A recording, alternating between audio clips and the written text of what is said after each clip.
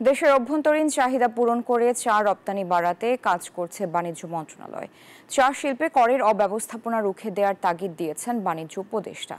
বুধবার পঞ্চম জাতীয় চা দিবস 2025 উপলক্ষে রাজধানীর ওসমানী স্মৃতি মিলনায়তনে এসব কথা বলেন বাণিজ্য উপদেষ্টা শেখ বশির উদ্দিন। তিনি আরও বলেন, চা শিল্পকে রক্ষা করার জন্য জমির উপযুক্ত ব্যবহার দরকার। চা শ্রমিক, মালিক সকলের সম্মিলিত চেষ্টা করতে হবে চায়ের উৎপাদন ব্যয় কমিয়ে বিক্রি মূল্য বাড়াতে। বাণিজ্য মন্ত্রণালয় কর্তৃক ইতিমধ্যে চা রপ্তানিতে প্রণোদনা প্রদান, বিশেষায়িত প্রদর্শনীর আয়োজন, আন্তর্জাতিক বাজারে বাংলাদেশি চা ব্র্যান্ডের প্রচার এবং দ্বিপাক্ষিক ও বহুপাক্ষিক বাণিজ্য আলোচনার মাধ্যমে বাণিজ্য সুবিধা নিশ্চিতকরণ সহ বহুমাত্রিক কার্যক্রম পরিচালনা করা হচ্ছে।